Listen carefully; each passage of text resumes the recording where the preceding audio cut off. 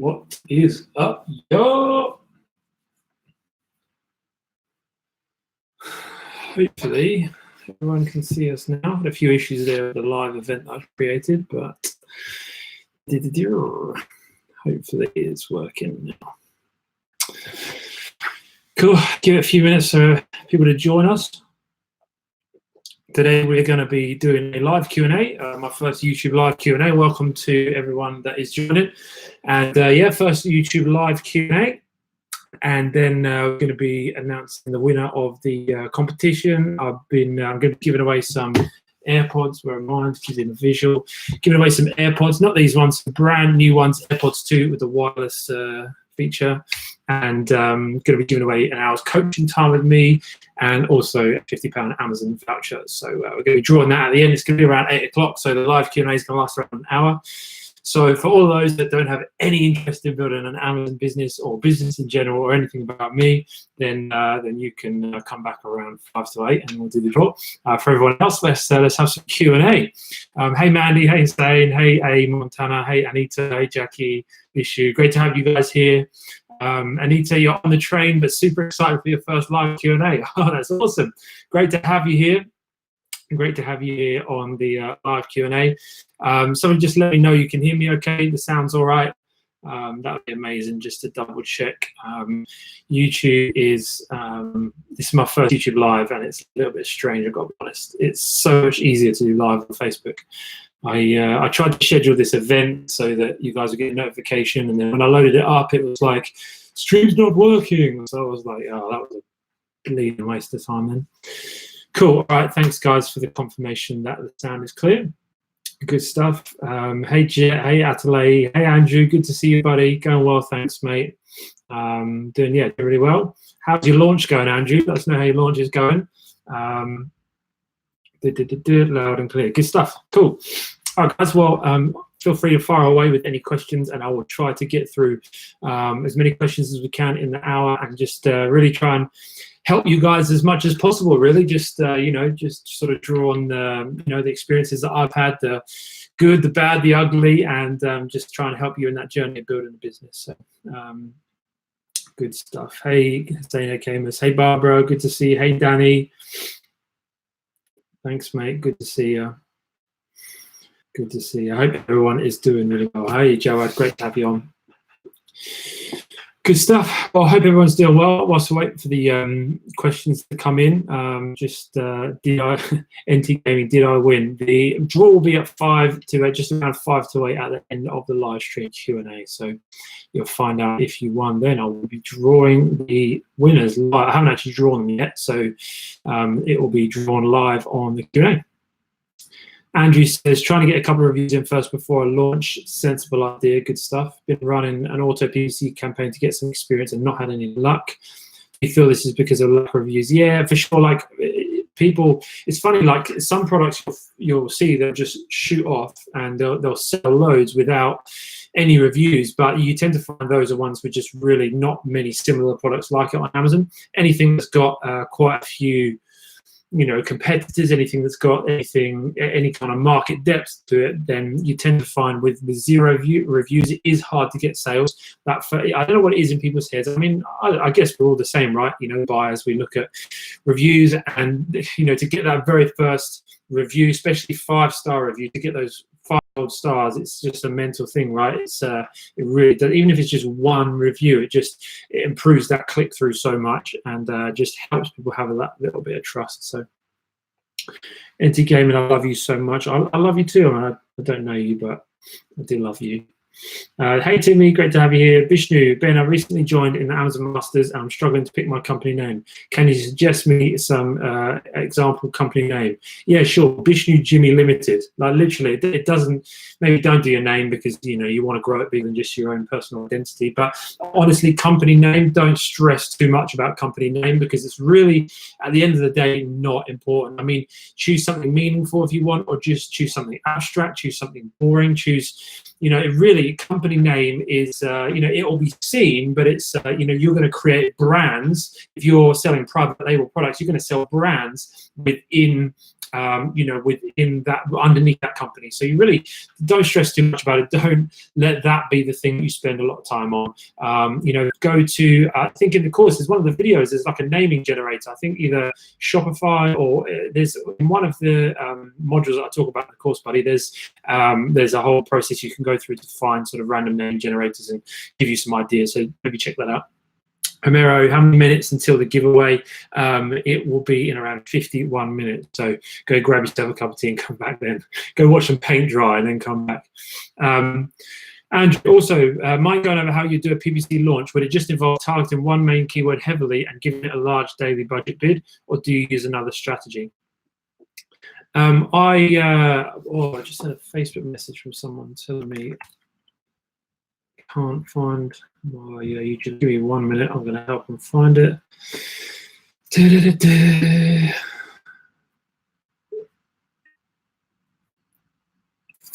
Right, okay, Andrew, so PPC, right? So with PPC, no, what I tend to do is I'll do the auto, I'll do the research campaign, and I usually set up the winning sort of campaign straight away, just so Amazon can start gathering that data, and it just becomes more of an aged campaign. Something about new campaigns that Amazon just takes time to sort of really trust with, with their traffic, and so just tend to set that up. And then no, I have a max of 100 keywords. I try not to go that high. I try to keep it under 50, especially with the launch, because Amazon obviously doesn't, give traffic to all of those keywords. But it's hard to really tell exactly which ones are going to be a hit and which ones are going to be a miss. So what I tend to do is try and have a smaller list of, say, 50 keywords that I put into that research campaign, all match types, exact, phrase, and broad. Don't just do exact and broad. Make sure you do phrase as well, and really just put some money into those, because they're the ones that are going to give you the quickest amount of data. So yeah, that's what I tend to do. I have done in the past when I felt like it's lacking and it really needs some more juice. Then I've made like a separate campaign just for ranking purposes. But I personally have never I've never experienced that to be a real success. It always comes out a really high ACOS. So it just depends on how aggressively, again, you want to launch. But I always say that everything's worth testing, right? So if what you're doing is not working, test something else for sure. Who won? That'll be announced at the end, guys, near 8 o'clock. Montana, my daughter is looking to start her Amazon journey. We'll be purchasing your course, of course. Regarding supplies, do you recommend certain go-to suppliers or products? I don't recommend suppliers because it's, literally hundreds of thousands of suppliers out there, and it would be too difficult for me to obviously be able to vet all of them. I only sell within sort of two and a small third brand. And so it's a very sort of narrow niche suppliers that I've actually used. So I can't really recommend them from a personal perspective from that front. So I don't recommend it, but what I do is teach you how to verify that your suppliers, the suppliers that you've found, are legitimate and how you can trust them. So, that's for me is a better solution, because then you can really, find the best suppliers from a wide range of sources. So. Effective countdowns, greetings from Denmark. Quick question: what can you do when PPC starts to be not so much profitable? Before I had 30%, now it's over 250%, and can't figure out what happened. I stopped now. Yeah, look, PPC is not easy. I am sort of trying to put together some more sort of updated 2019 content for PPC, because it is, it's a real challenge. PPC is a significant challenge, because it's really, you've got to get your head around the data, you've got to get your head around the processes, and so I can understand that can be frustrating going from 30% to 250%. What I would, obviously not knowing your context, not knowing what you've done so far, the thing that I would be looking at are your campaign structure. How have you structured your campaign? Maybe you can clarify this for me in the next sort of comments, and I can then come back to you. But potentially, what's your campaign set up? Are you doing an auto campaign? Are you doing a manual campaign? How did you set the manual campaign up? What are your ad groups within the manual campaign? What sort of keyword structure you're using? All of that kind of stuff. It's so hard to really advise without knowing that stuff. But generally, I would advise having at the bare minimum an automatic campaign just to keep finding those profitable keywords for you, and then a manual campaign with testing keywords. in all the match types, exact, phrase, and broad, and then I'd be testing those keywords. And every time you see a keyword that translates to whatever you feel comfortable with, but usually I go for 3 or more sales at a profitable ACOS, then I'll actually take those keywords and put them into a winning campaign, and then I can put a load more budget into that campaign because I know I've proven, I've tested that those campaigns, those keywords are profitable. So that really keeps the testing one down to a smaller budget, and I'm continually proving those keywords and then moving them out into the winning campaign, and then the winning campaign I can just funnel more and more budget into. So, and then of course then it comes back down to that that automatic campaign that's an even lower budget and even lower bid that I'm setting, so that really finds the more obscure keywords in a long term sort of picture. But I mean, the biggest key that I would give really is that you need to find those profitable long tail keywords, not just the 2-word keywords that are the real juicy traffic keywords, but those long 6, even 7-word keywords that hardly anyone's bidding on, but you need to find a massive list of those over time that don't cost much to bid on, but and don't get many sales. When you add them all together, it really does give you a really healthy ACOS. So that's one way, and there's a few other ways too, but if you clarify it for me down below, I can maybe help some more. Danny, once successfully selling in the UK, in a nutshell, how do you move into the top EU markets? Simple as creating listings in the other marketplaces. Again, Danny, obviously a member of the course, you can see in the program, it talks you all through how to expand into European marketplaces.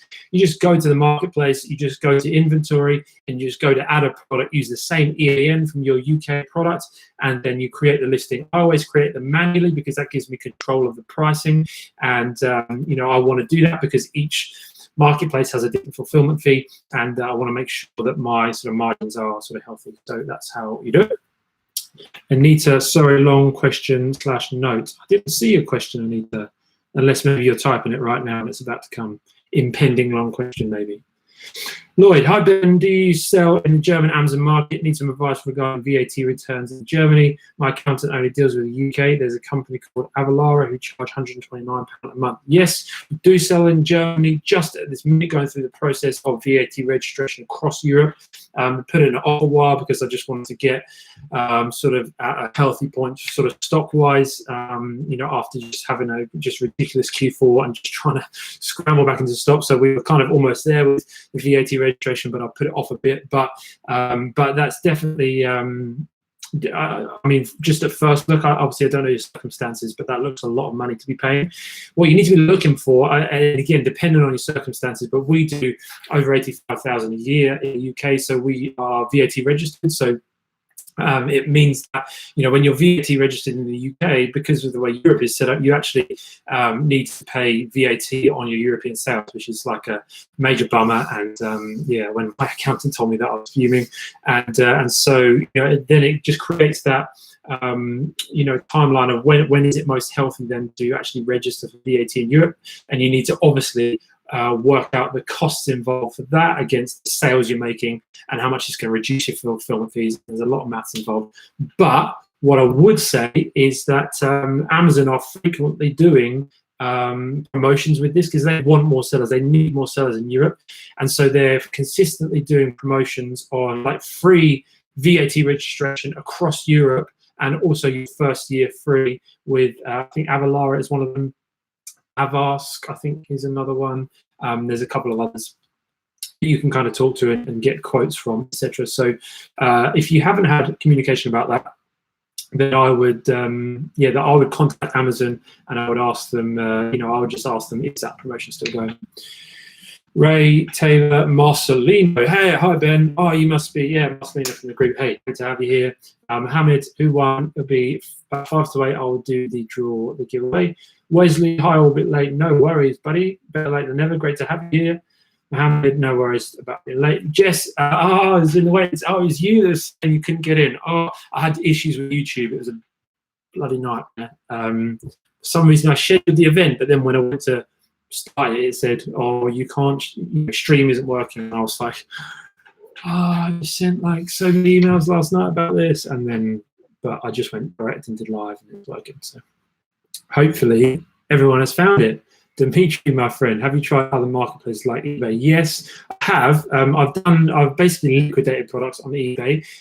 So I had a product that I talk about it in one of my videos, that I searched for a patent, did all the searches in the UK, but there's nothing came up. But then I started selling it in the UK, and I got a patent infringement notice from Amazon, and I was like, what the heck? I searched for this, and I looked through all the documents, and the patent was actually registered in Germany. And so that's when I learned early on that rookie error mistake, that actually European patents apply to European marketplaces, and so you need to sort of check Europe. So then I liquidated that stock on eBay, and it's constantly been on my to-do list beyond that. But like Amazon is just, there's so much traffic and so much volume in Amazon. I've just never, my biggest problem has been, on really through 2018 was just staying in stock through the busy periods. So I've made a decision just to kind of cut back, streamline, and focus on really staying in stock, driving healthy profit margins this year.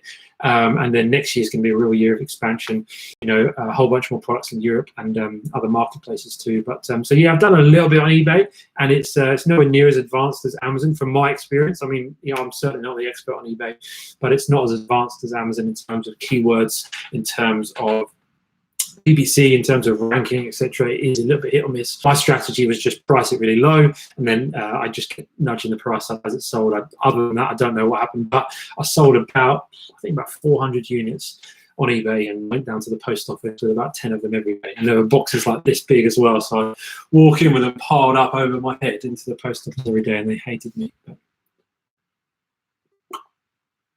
Andrew, I'm currently living with my parents in a fairly quiet part of the UK, and there aren't any entrepreneur FBA groups locally, so it can be a bit isolated at times. What cities do you find have the biggest communities of online entrepreneurs outside of London? What's Manchester like? I'm considering where I'll move out to in the next few years. Great question. No, really good question. I mean, obviously I live in Manchester, so it really is great. There's so much to do, there's so much connection, there's so many events, there's so many things going on. Like I just went to an event last week. I'm always getting emails about sort of business events, networking events, etc. I think you have to be picky and choosy about what you go to, because you've only got so much time in a day, and it's so easy to lose focus. And so I think you do need to be really focused. But yeah, I mean, obviously I can only speak for Manchester, because obviously London, of course, would have loads of connection, but it's really pricey to live. But Manchester's got a mix of just really great community, really great facilities as a city, but some really nice areas to live that aren't too expensive as well. So I love it, and yeah, I highly recommend it. Danny, product research. I don't understand how Magnet/Cerebro helps exactly. They seem amazing for when building a listing to find target keywords. What is their best purpose for product research? So Magnet is the keyword research tool for Helium 10, for anybody that doesn't know. Helium 10 is a suite of tools that I use day to day in my Amazon business. Highly recommend. Magnet is keyword research, and so there's a few ways you can use it. One of them is for the search volume, which obviously Amazon closed. If you sort of missed it maybe a few months ago, Amazon closed the door on exact up-to-date sort of search volume, but Helium 10 do have sort of aggregated data on that going back a couple of years. So it is an estimation, but it's a very sort of it's the best accurate estimate you're going to get. So it gives you that search volume. It shows you.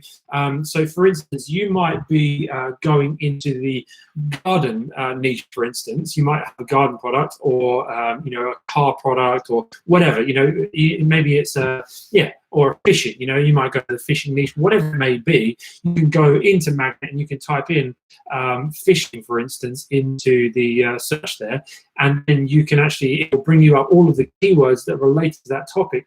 And what you can do is a bunch of different things. You can, number one, I'm going to give you away all of the secret best tactics here, but give away the best stuff for free. That's what I say. You can sort it by search volume. So that's going to show you some really in-demand keywords. So I've actually found products that I sell based on keyword demand, not based on looking through lists of products and comparing the reviews, but actually looking at keyword demand, realizing, hey, there's 8,000 people a month searching for this. When you look at the first page results, it's just not that much there. Right, so that's one way. You can also look at competing products in the same vein. You can sort by competing products. And you can then maybe set a minimum of, say, 500 searches a month, and then you can look at, again, using your keywords just to narrow it down a bit and focus it in on your niche. Then you can look at, or obviously go through it niche by niche if you want, but you have to use a keyword in Magnet to start the process.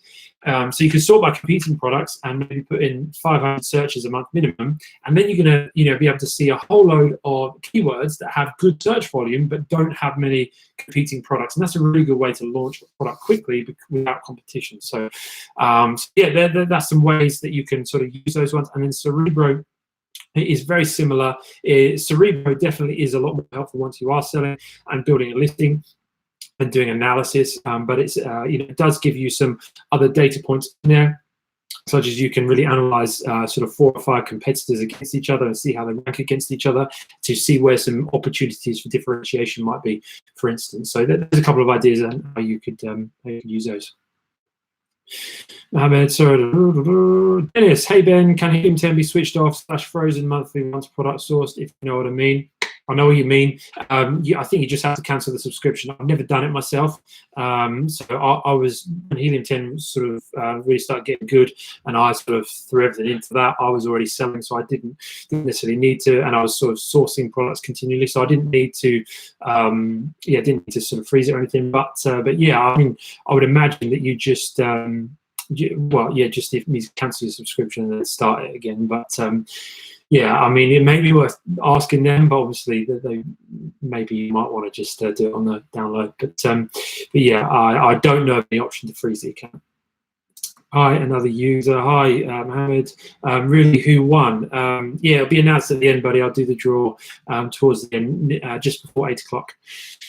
Joanne, hi Ben, I have a product that has 3 color variations. Do I need to get them shipped to Amazon in 3 different cartons? The factory told me that they will use 2 cartons, so the colors will mix. Thanks. You can ship them together. It's just a bit more confusing. You just have to do like, you have to do, on your shipping plan, you can just do individual items in the carton. So yeah, you can ship it in 2 cartons. That's no problem. It just means a little bit more admin, but it's not the end of the world. Anita, sorry, long questions can't be posted. Let me rephrase. Oh, okay, you break it down if you want into a few. Obviously, I grew up in Manchester but moved to Cardiff last year. Oh, no way. How's Cardiff? I've heard Cardiff's a great place to live. And yeah, it's cool.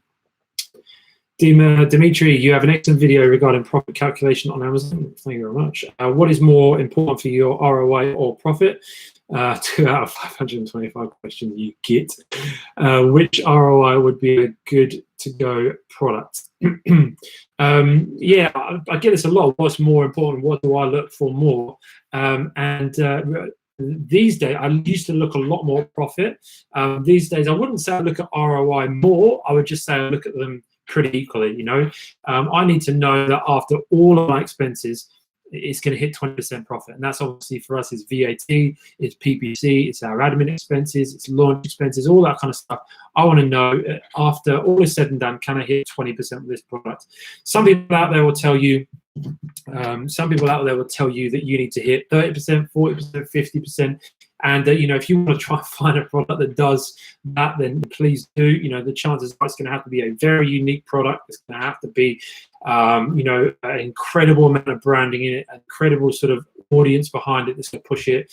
All I know is that if people keep turning down products that will do 20% profit margins when all is said and done, I'll keep picking them up because I'll just keep adding more and more of those. And 20% of any number is still a decent number. So I'm happy with 20% after all expenses. So that's what I aim for. And then I aim for at least 100% ROI. Again, in an ideal world, 150. In an ideal world, 200, of course. But if I can hit 100% ROI, then that's sort of my base level. And but yeah, they're both just as important. I've learned that again the hard way, because you can have a profit margin, but if you're usually when you're selling a higher price product, the return on investment can be lower if your margin is a little bit lower. So then that really does create cash flow problems for you in this business, because it's like you're always fighting to try and get ahead with inventory. So for sure, if you want the stress of inventory management to be less, then definitely go for a higher ROI. Yeah, so good go-to. Like I say, for me, 100%. It still is going to be quite Sounds crazy, but it's relatively slow growth. Like, we own some property, and I'm like absolutely buzzed to get 20% returns on those from our rental after we paid our mortgages out. And I think they're great. I love those. They're passive, obviously, which is great. But I think that's like so good. But then when I think in my Amazon world, I'm like, oh, 100%. I know that's my base level. I'd really like it to be high, but I'm like, man, come on, this is 100% ROI. It's such a good return on investment. But as anybody that's sold on Amazon for any length of time knows, it's difficult to turn that cash around, because it's, you pay your deposit, you pay your balance, then it's a month, 6 weeks on the boat, then it's getting it started, then it's turning it around, reinvesting in stock, and it's a fair amount of time before you start to see, that money actually come into your bank. So at least 100%, but the more the better as ever. Anita, I have an existing limited company, IT consultancy. My accountant said, rather than set up a second limited company, advise my bank I'd like to set up a trademark/patent. This means one set of corporation tax until I start making larger sums of money on Amazon. What is your viewpoint based on your experience?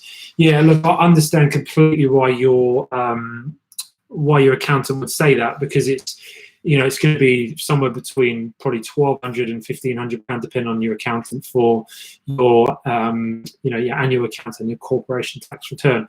So it's, that's obviously sort of around £100 a month saved, in the grand scheme of things. And so, that's obviously good advice. My only concern with that is that it does get a little bit messy, like, which money is for which, and obviously Amazon is such a unique accounting system that I obviously sort of have talked about how you can use Xero or something like that, and then a software called Apex, which kind of pulls the settlement through from Amazon and then puts it into your software system, your accounting software. And so, all of that kind of stuff, how does that then work with all of your other transactions for your other consultancy?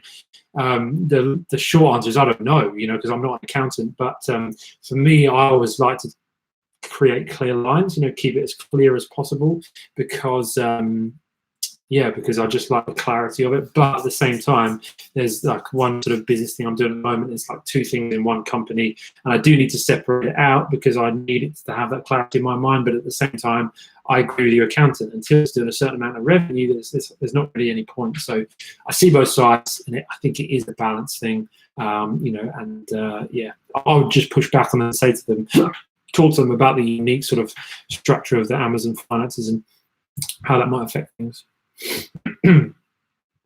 Well, I'll scroll down too far. Timmy, at what stage do I register with Amazon Seller Central? As I'm still thinking of a product, but I'm not sure whether to register now or wait till I see my first sample product. There's no rush. I mean, I would create it before you place your order, because if your product has any potential sort of hazmat areas, if hazardous materials, or if there's any potential restrictions with your product, I would recommend creating a listing. Like a sort of placeholder listing that has your keywords in it, that has a description of the product in it, at least a loose sort of rough draft description, so that you can run it past Amazon really, and their bots will kind of scan it. And if there's any sort of terms in there that suggest that it might be restricted, then you'll get a notification. I would always want to do that before I place an order for a bit of peace of mind. So I would just wait until you're ready to sort of place the order. You can always create, the individual account, which is a free account, but you only pay per sale. Obviously, if you don't have any items for sale, you're not going to be paying anything. So you can always do that and then upgrade it to a professional account, which is a monthly fee, but no, closing fee. Of course, you have to pay a referral fee, but there's no set 75p closing fee on every sale. So you could do it like that. Cool. Next question.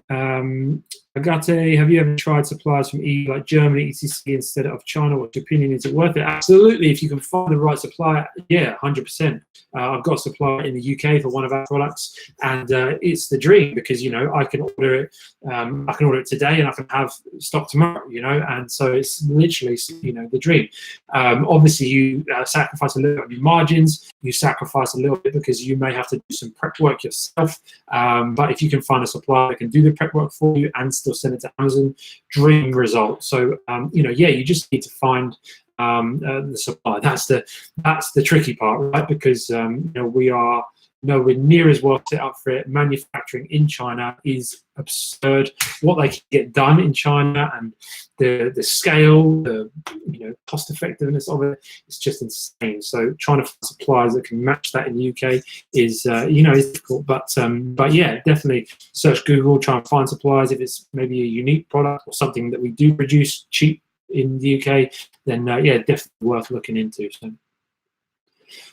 Anita, I found products using keywords showing medium demand, low competition. 2 big mainstream brands sell this product. Amazon have also started selling this product. If I don't compromise on quality, would you say go for it and price it lower? Yeah, absolutely. Like I'm not scared of big competitors, right? I'm not scared of mainstream brands. Obviously the thing I would be looking for is, are there brands or are there products that are getting a share of the sales, even though these big brands are in there. Like if Nike are selling some trainers, Adidas are selling some trainers, and Amazon are selling some trainers, and they're all doing like 50 grand in revenue a month, and then Primark are trying to sell 10 different pairs of trainers and getting, literally selling 1 unit a month for the rest of the first page of results for those trainers, then that shows me that there's no room here. But if those top 3 are getting, maybe 10, 20 grand a month, but then there's products in here that do 3 grand, 4 grand, 7 grand, 1 grand, 2 grand a month, sort of through that, then that shows me that there's opportunity for me to come in here as an unknown brand and still compete. So big brands themselves would not put me off, but just it would only be if they had complete market domination. Then I would be less likely to go into it. Hopefully that makes sense. Ray Taylor, would you recommend ordering your first product first before registering your business as a limited company? Again, it's it's each to their own. I personally set up my limited company straight away because I wanted clear lines. I didn't want it to be going through my personal account. I had seen enough to know that that this thing works. I was confident in it, so I set it up.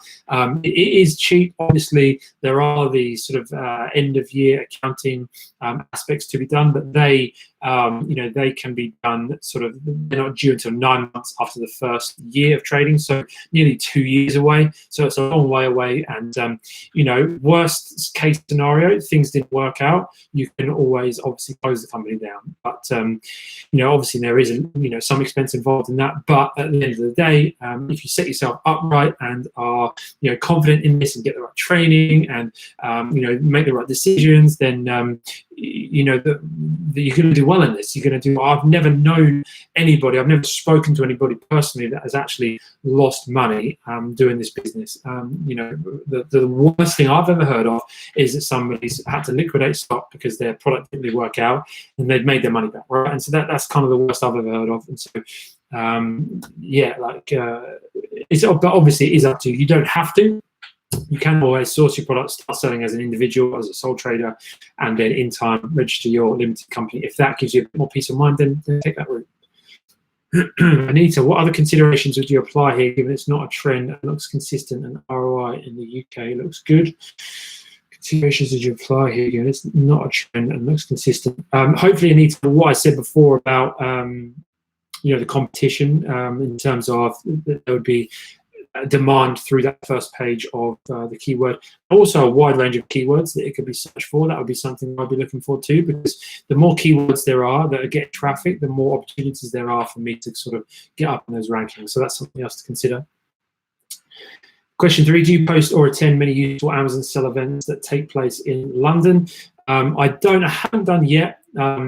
I'm in Manchester, so I'm sort of inclined to go to events that sort of more up here.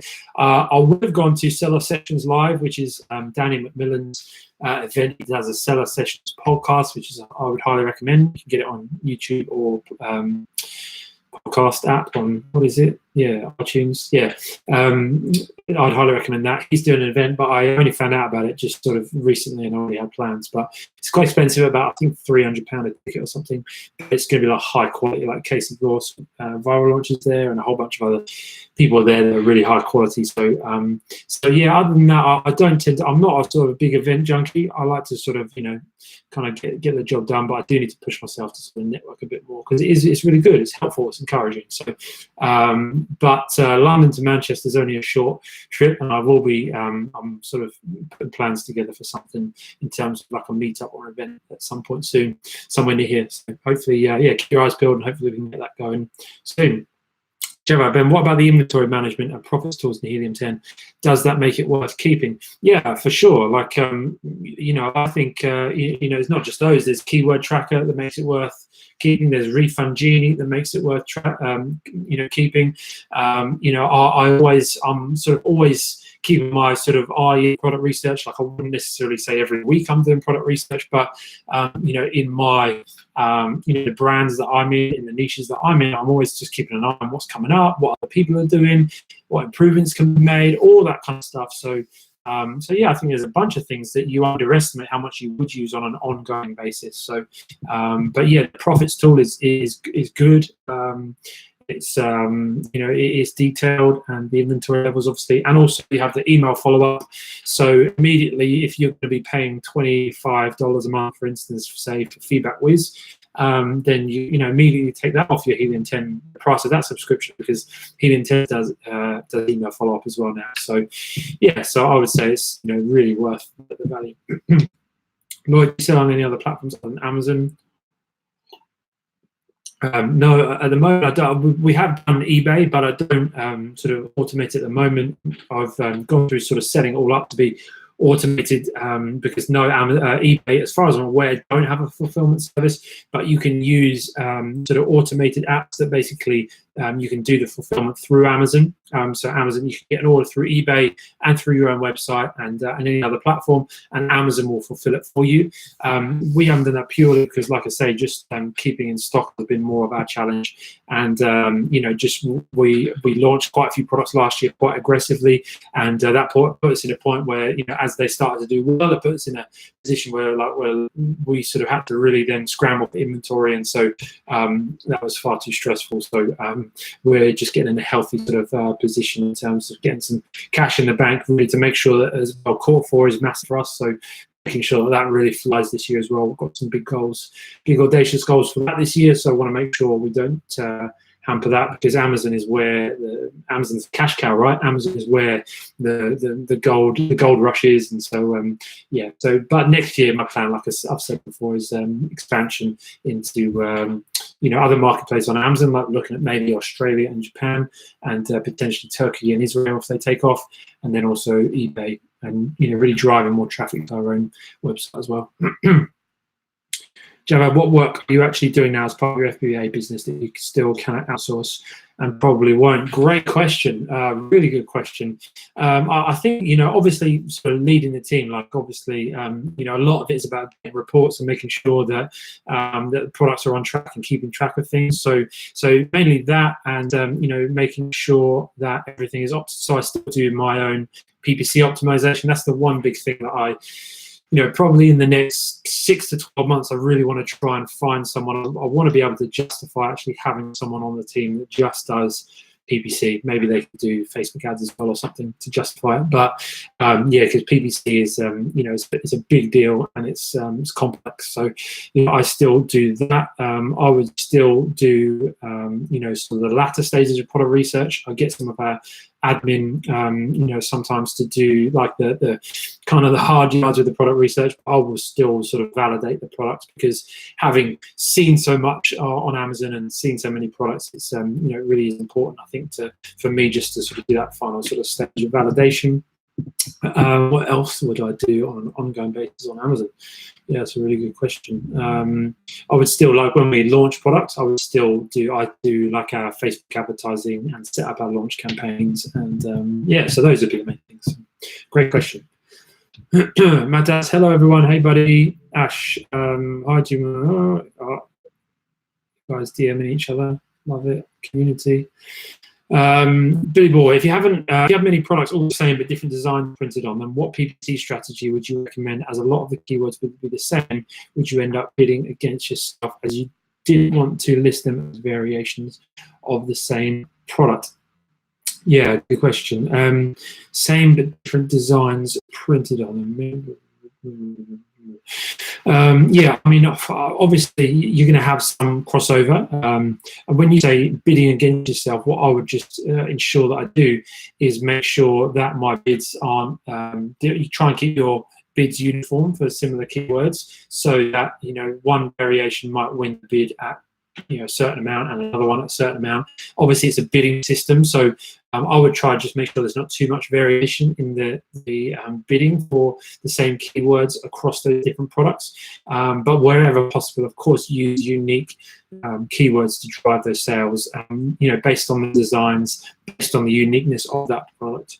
Yeah, hopefully that helps. But yeah, I mean, it's we personally don't actually have products across different listings that are very similar. For me, if I've got a product that's similar, it's sort of a variation listing. So that would be what would be my suggestion. But if there's any more specifics, let me know, and I can answer some more.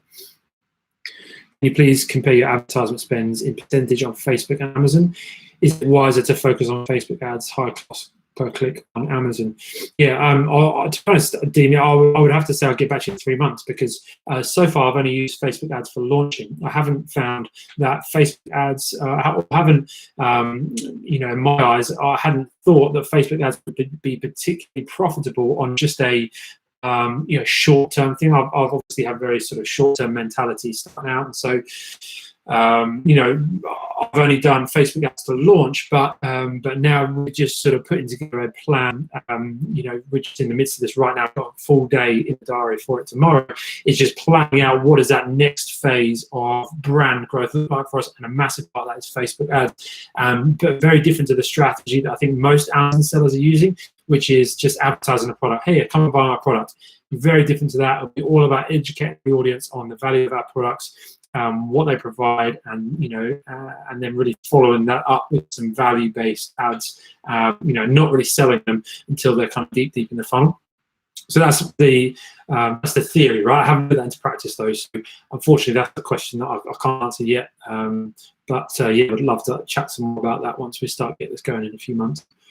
Jake, where do you find suppliers in the UK? Is there a hub for suppliers, or is it just a matter of just Google? I'm afraid, Jake, it's there's not really a hub I've found. If you find one, let me know, because yeah, I mean, you can there's lots of different sort of wholesale databases. You can get some wholesale products. In terms of private label, there's not really anything like Alibaba for the UK. So you do just have to Google.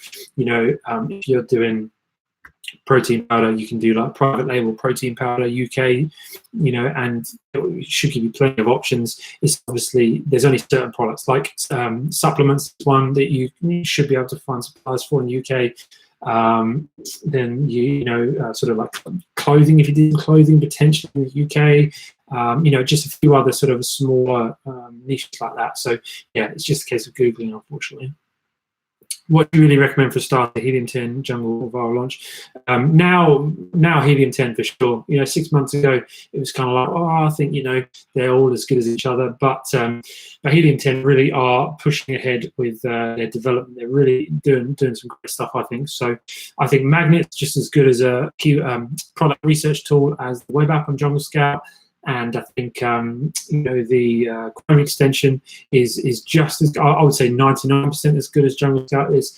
Every now and then it has a little bit of a spaces out a little bit, but 99% of the time it's just as good, if not better, because it gives you reasoning why it's giving that score. Jungle Scout just gives you a score, and it's like, well, I've seen a 10 before on Jungle Scout, and it was iPhone cases, and people were like, oh, this is amazing, it's a 10, I'm going to go after this.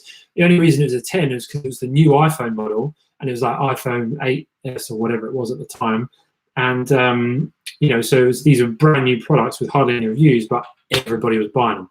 And so it can be deceiving. But the Helium-10 actually gives you the reasons on the Chrome extension why it's giving you a success score. The success rating, I think, is a bunch of crap, because it's like, to me, I've never seen anything high on there. It's super conservative, but it does give you some reasoning as to why it's got there. So, of course, you can just do the a la carte plan with Helium-10 as well. You can just do the product research and the Chrome extension, and then add the others as you go along. So yeah, I would recommend that. Definitely. Jawad, students who follow your method start with a medium budget. What would you say should be the projections targets within a year of business? 3 to 5,000. I would say that if you are, investing 3 to 5,000 alone and no more, I would think that conservatively by the end of the year, you would hope to be doing, £5,000 a month in revenue. I would say at least you could be doing. It's one of those questions, right? That it's so dependent on your margins and your ROI and everything going well, or could it take more time? So many variables. But 5,000 a month is achievable. 10,000 a month in the right conditions, if you get the right product and reinvest. If you can go a year without taking money out, you put yourself in a really good position. So yeah, I would say both of those sort of figures are achievable, given the right variables, given the right conditions. Don't quote me on this and I'm going to be, a six-figure business overnight with 3K start. You get what I'm saying, right? There's a lot of variables. It can be done. And so, if you set your mind to it, really research, do a good job, then it can definitely be done. Ben, we put this live on YouTube. Yeah, I think so. Like, I hope that there's a way for me to do that. I don't, because of that way that it spazzed out the, messed out the start, then hopefully I can. But I will, yeah, if I can, I'll upload it. Yeah, for sure. Ash, I've been a question. I do drop shipping Amazon to eBay and got 2 Amazon buying accounts. Will this interfere with FBA if I open a new seller account? It shouldn't do, as long as you just ask Amazon. Make sure you go to Seller Central, go to contact them, and just explain what you explained there.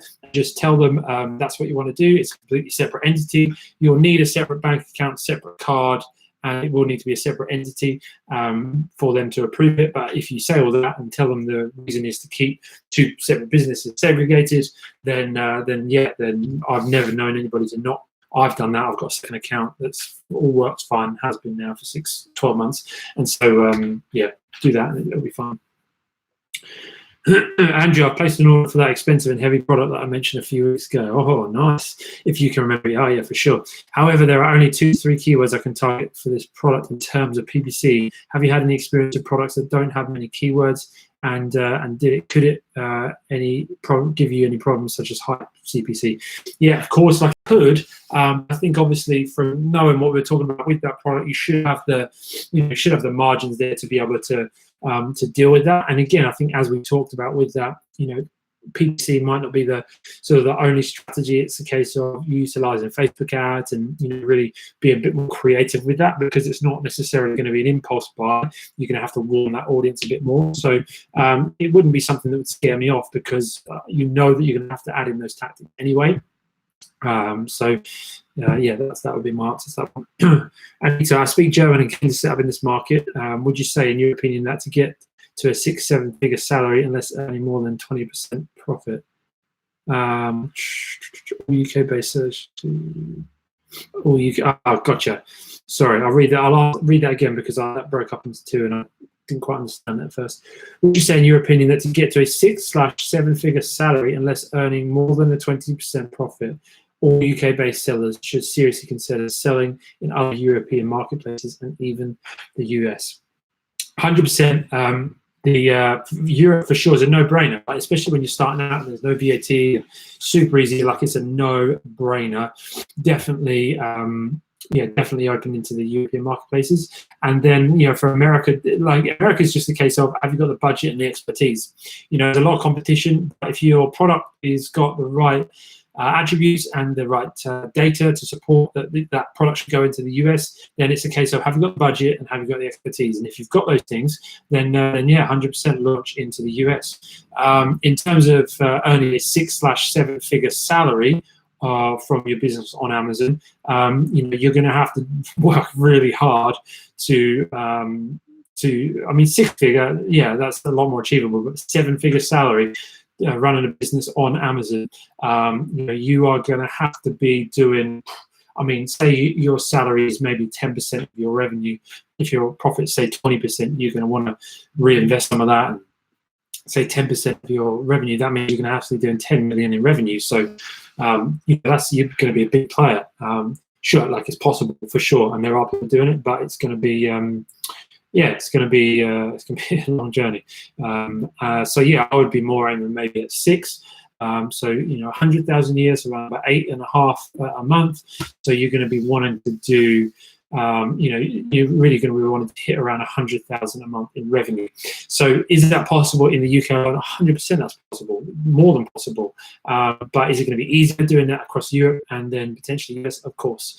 Definitely start with Europe, and that's going to be some instant expansion for you. So yeah, for sure. Polo, am I giving away? Yes, I am giving away at 5 to 8 shortly coming up. Beta, all UK based should see. Oh, I've done that one, sorry. Timmy, I really like the style bear. Thanks, Timmy. You don't sugarcoat anything. Try not to. You tell people the reality of the business and not give full soap. You hear people say start one product and make $10 million. Yeah, I did a video just about, maybe you saw it recently, about product research and about how the whole one product idea is just a myth because there's so many flaws in that whole principle. So definitely don't just think that you're going to sell one product on Amazon and be a millionaire. No, build a portfolio of products, build a real business, and you know, it'll take some time, but you can build a real business on Amazon, and it can give you financial freedom. And it can, yeah, really give you that that life you desire. So keep working hard. Will you be doing any research live videos so we can ask questions whilst you're going through the process, as I'm finding this a huge barrier to progressing? I hadn't thought about it, but that is a good, yeah, good idea. I'm a bit of a YouTube live noob, so I'm sure there is a way to share my screen somehow, some way, but yeah, that's something we can potentially look at, and yeah, for sure, it sounds like a good idea. Anthony, most sourcing advice says avoid trading companies in favor of OEMs. However, I'm seeing Trading Co. can give lower prices, I assume, because they have economies of scale. Thoughts on using a trading co? Yeah, I've used trading companies before. I think people are unnecessarily wary of using them. I think people think that they are going to be more expensive, but yeah, in my experience, that hasn't been the case. In my experience, they source good products because they want return business. In my experience, as you say, they do get good prices. So yeah, I'm not worried about them. All I would want to know from them is just the usual checks. Can I trust them? You know, is this a legitimate company? Where's my money going when I send it? You know, and I think if you do the things that, you know, that I talk about in terms of setting the deal up the right way, drawing up a purchase contract, getting an inspection done, you know, all of those processes that we talk about, then I think, yeah, I don't have a problem with using them, and I wouldn't suggest anybody else should either. Timmy, do we need to register for VAT in the different EU countries, even though we're UK-based sellers? Timmy, there's different thresholds. So the UK is 85,000. Once you go over that, you will have to pay VAT for your European sales to the UK government, unless you register in VAT in those countries, then you pay it to their governments. But until you hit £85,000 in a 12-month rolling period, then you don't have to register VAT. Once you do hit 85K in 12 months, you do have to, but before that, the thresholds are lower. It's, I think, from memory, I've got it written down, it is in the core, Timmy, I think you're in the master's program, so it is in the European VAT section. Talks about the thresholds. I think, from memory, Germany is 100. I think a couple of others are 35,000 euros, and I'd need to, my memory is not the greatest, so I'd need to sort of check my notes to know, to remember exactly what they are, but they are all different. Anita, never been a social media kind of girl. I get it, it can be a pain sometimes, but researching a lot in this space might be a silly question. To launch products with Facebook ads, does this only show within your existing Facebook community? No, so what you do is you set up a page on, so you open something that Facebook has, which is called Business Manager, create a Business Manager account, and then you create a page for your brand. So Ben's Gardening Company, for instance, and I hate gardening, and you will, yeah, so you create a page for that, and then you run all your ads through that, and those ads are served to people that you decide. You know, you choose the interests, you choose all these different things. You serve those ads to people that are not part of your existing friendship groups. You don't know them. You know, it's to millions of other people on Facebook. So yeah, don't worry about that kind of crossover. So it's not that, not to your community. It's a completely separate thing. Bluey, as a starter, what would you consider the best category to focus on with product research, and why? I don't, honestly, I don't have a one specific category, because I know people successfully sell in, you know, pretty much all of the categories. Again, I know, obviously, Bluey, you're in the you're in a master's program, so there'll be in the product research videos I'll be talking through the categories that I say don't sell in, because things like jewelry, watches, clothing, just for the sake of returns, just for the sake of books, obviously, because we're doing private label and that's not the same thing. So there's a few different categories I say not to, but other than that, like, honestly, I don't think there's one category that's better than the others, because like I say, personally I sell across a few different categories, and don't notice any difference across them. And I know people that sell in across all of them, so yeah, I wouldn't sort of worry too much about that. Jackie, can you Photoshop existing product photos on Amazon.com, just changing colors for the UK site?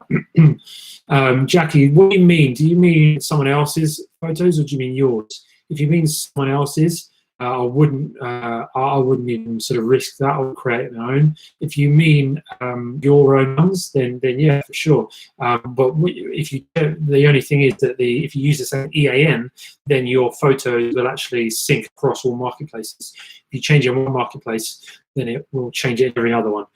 I learned that the hard way when I was selling my first product. I launched it in Germany. Spent all the money getting all of my infographics translated into German, edited them all in Photoshop, uploaded them into German, and then I checked my UK listing and it was in bloody German. So don't do that. Timmy, if a product is Amazon's choice, what does that mean? It's like a badge that is it's Amazon saying, like, how it came into being was really for voice search. So basically, if you got an Alexa and you say, Alexa, order me some new toilet roll, Amazon will order you, Alexa will order you the toilet roll that has the Amazon's Choice badge. So that's the big reason. How do you get that? Because obviously it does actually, a lot of people don't know that, and it actually does help with conversion. So if you go to the listing and you hover over it, it'll tell you why they've chosen that specific product. But generally, it's about reviews, it's about conversion rate, and mainly good reviews and good conversion rate, good customer experience. So yeah, that's what mainly. But there's no clear data. That Amazon doesn't say you get this and this, you have a badge. No, it's sort of an algorithmic thing. Jackie, someone else says, yeah, honestly, Jackie, I wouldn't risk it. I would not risk it. If you need some help with images, let me know, because the service I know that you're waiting on, that I've been talking about, that we're going to be launching, is just about ready to go live in the next couple of days. So if you need some help with that, let me know, because images will be something I can do for you as well. Dimitri, which Chrome plugins do you use in your Amazon business, like Keeper? Do you have any tool which is showing you daily sales sorted by ASINs? I use the Helium 10 one mostly, because it has all of the things. It's got like the plugin on the actual sales page, which still has the BSR. Keeper obviously doesn't have the BSR anymore. Well, they're charging for it. Helium 10 plugin on page of the Amazon listing still has that. So yeah, I just only use that one at the moment. A tool which is showing you daily sales sorted by ASINs. I mean, do you mean on the search results for that? Because if you do mean on the search results, then yeah, like, I mean, Jungle Scout will do that, Helium 10 will do that. Yeah, maybe I'm missing the point. If you clarify it, maybe I can answer to that. But if it's not that, then probably not. I don't know. And if you do, let us know. Jake, when you launch into Germany, for instance, do you have to change the language on your product and listing to German? Or does the product and language stay the same? You can launch it in English if you want, but it will really harm your conversion rate. I would highly recommend getting it localized, translated, and get it into a localized language. Amazon will do it for you. It'll cost you, I think it worked 500 word sort of listing. I think it works out costing about £70. But I would recommend getting it localized, sort of just localized keyword research, and a whole bunch of other stuff as well. So there's services out there that can do that for you. I have to do the last couple of questions, and then we're going to do the prize draw. Danny, do yourself sell any seasonal products that still sell enough during the quieter periods of the year to warrant maintaining inventory? Yeah, like semi-seasonal. So we're in the travel accessories category, and so that is semi-seasonal, because obviously summer, but at the same time people do go on trips all through the year. So, so there's some that are slightly more if they're more focused on warmer weather. So yeah, they do want to have an inventory. You just have to manage the level. So yeah, for sure.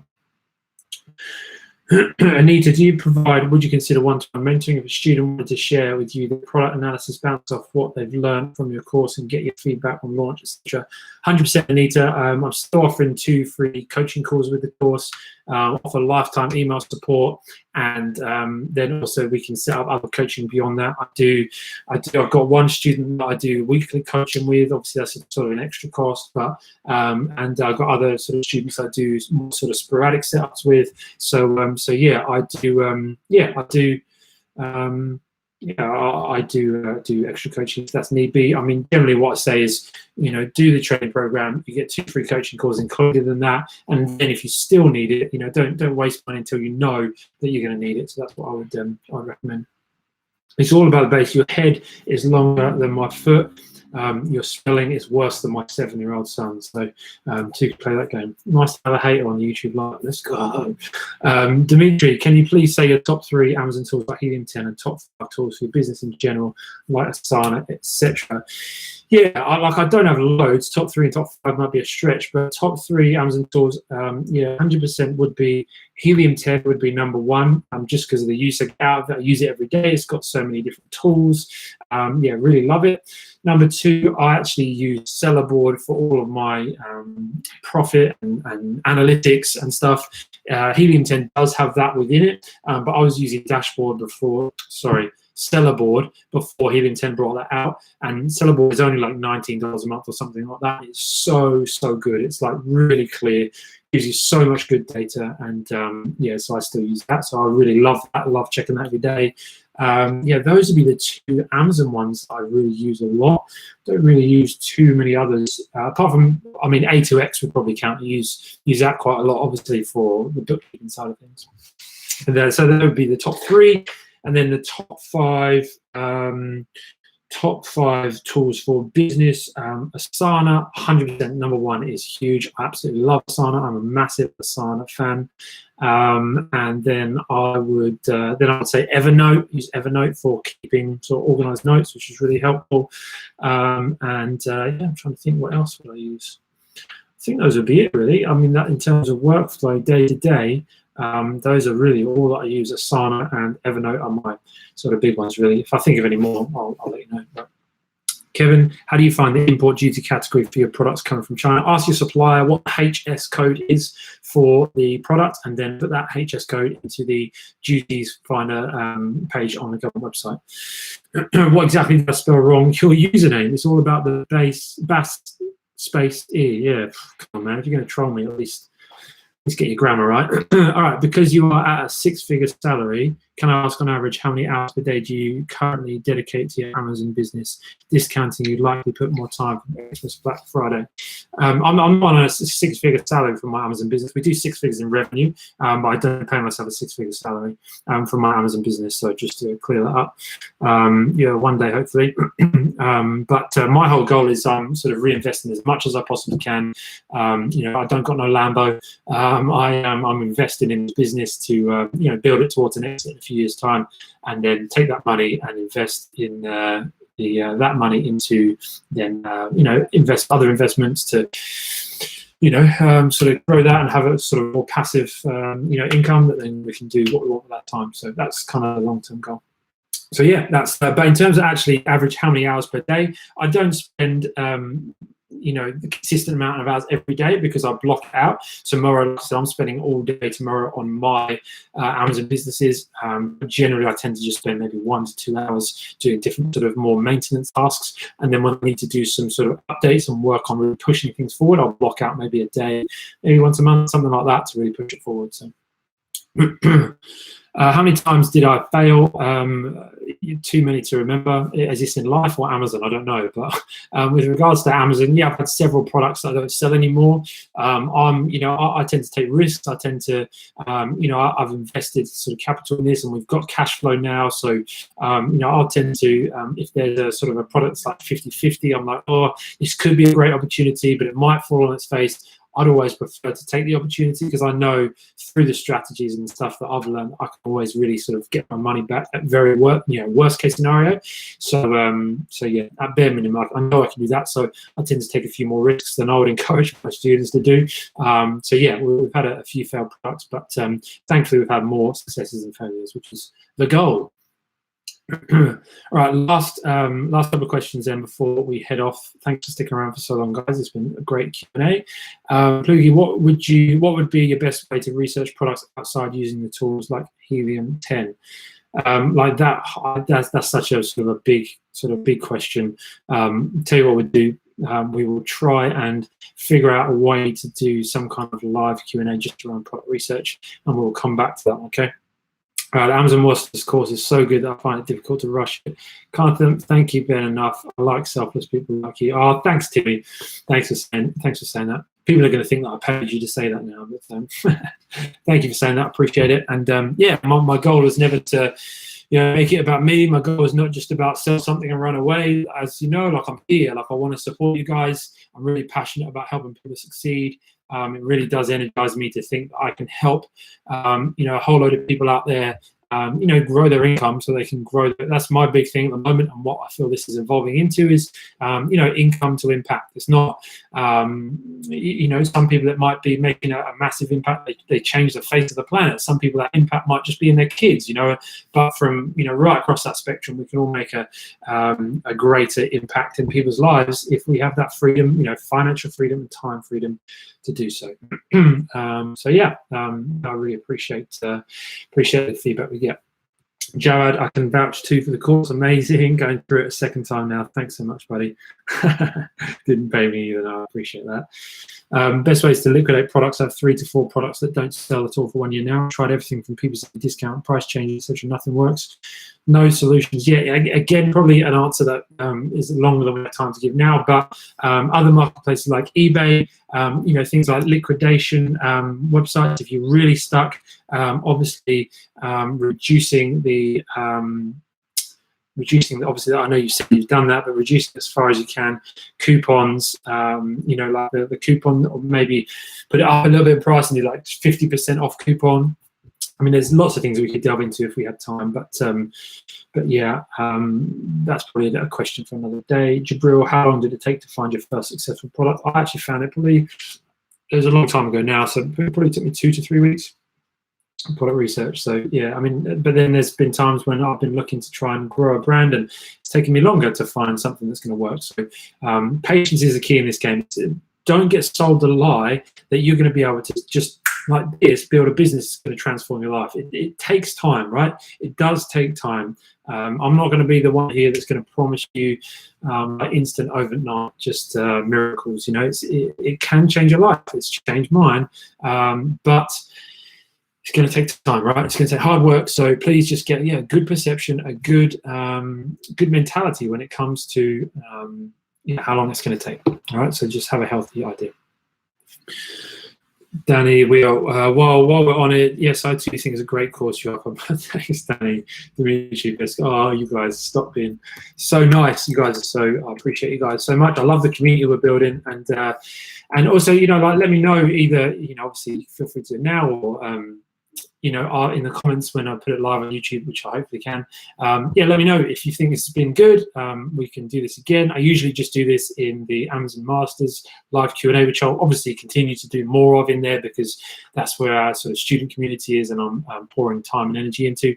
But if you want me to do another live at some point in the future on YouTube, feel free to just drop it in the comments and let us know in the future. Jabril, £3,000 is enough to start FBA. Yep, for sure. If you do things the right way, definitely. All right, I'm going to draw the winners of the competition. I've got the, I know you probably can't see it up here now because I'm a YouTube live noob. And I've got no idea of knowing how I share my screen. But I'm pulling that up right here, and I've got it in the finished giveaways. It ended 1 hour ago, the 1,000 subscriber giveaway. We have had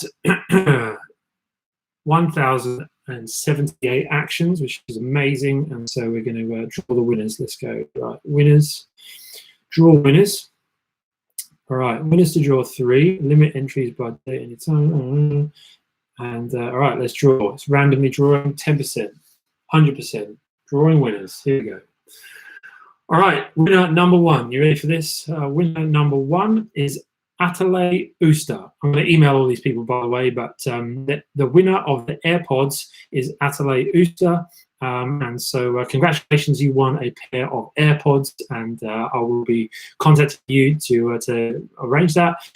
Winner number 2 for an hour of coaching with me is Sergio. I'm sorry if I'm butchering these names. I'm a classic Englishman, can't say names. Sergio Olteanu, and I'll be also be contacting you. You're the winner of the hour's coaching time with me. You're welcome. And then winner number 3 of the £50 Amazon voucher is Jake Brearley. Jake Brearley, you are winner number 3. So congratulations. It's been drawn up in the Gleam automatic draw thing, and so if anybody wants some verification of that, then I can always screenshot that and send it to someone somewhere. But that is the winners of the competition, of the giveaway.